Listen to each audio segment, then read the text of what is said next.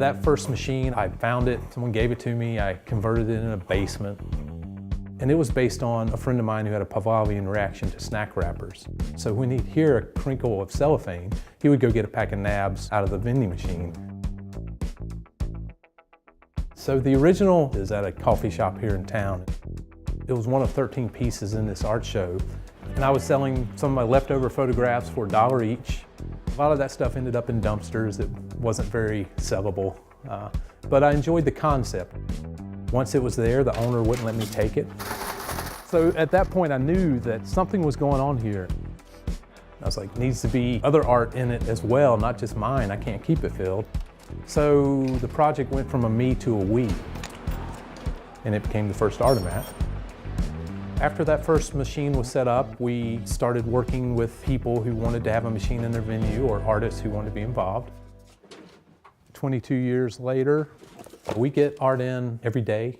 We get orders in almost every day. Hard to move around the boxes. We're already asking artists to create something a certain size. So it's very specific as far as what will go into the machines. Content-wise, it should be a small entry-level piece into the artist's works.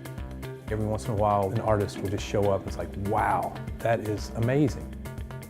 It just floors us. The vend price is $5. We're filling the void of the stigma of art being for rich people. We're just making it accessible. We want art to be in people's hands.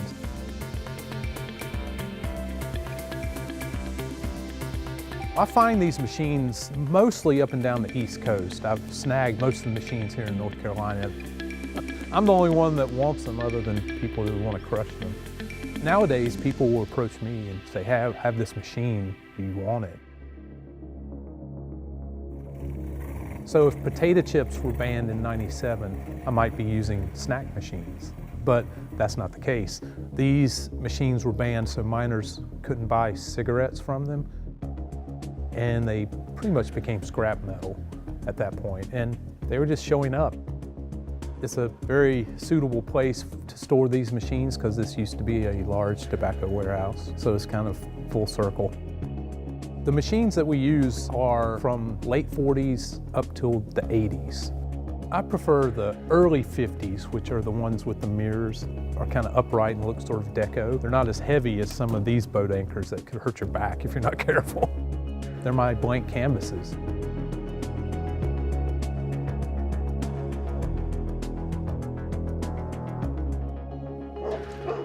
Part of the process, just I need time to live with it so I can actually get a feel for the nature of the machine, the personality of it.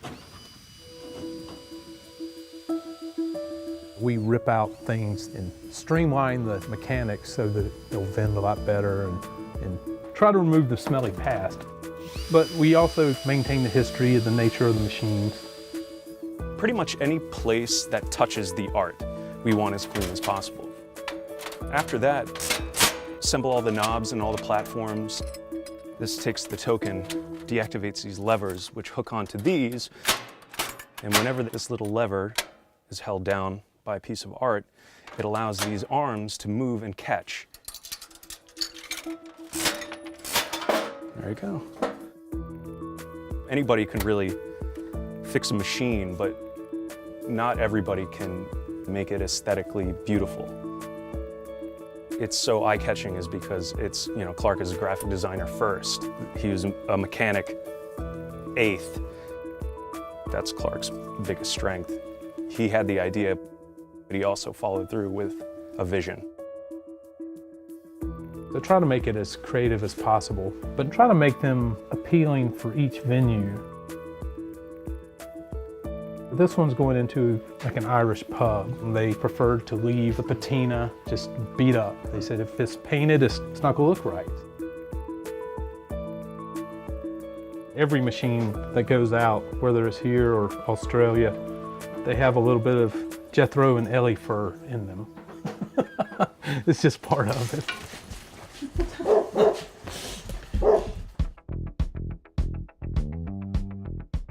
I do take pride in these machines. I love the fact that they had a life before we give them a semi-retirement.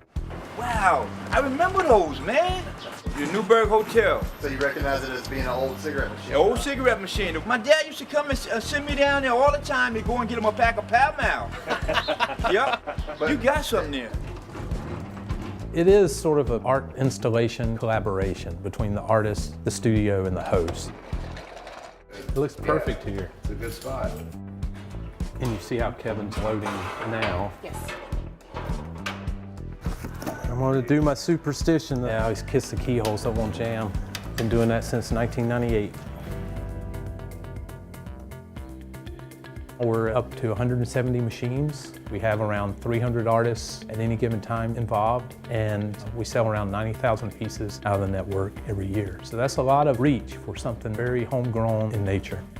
Anyone with $5 can go get an original piece of art. That's the most beautiful part of the project for me. I enjoy seeing people who've never experienced art before buy from an Artomat, because sometimes it's their first experience, and sometimes it's the first sale that an artist has had. People knew what these machines did in the past, and they're intrigued that we're using them for something else that is better for you, in most cases. There's some bad art out there.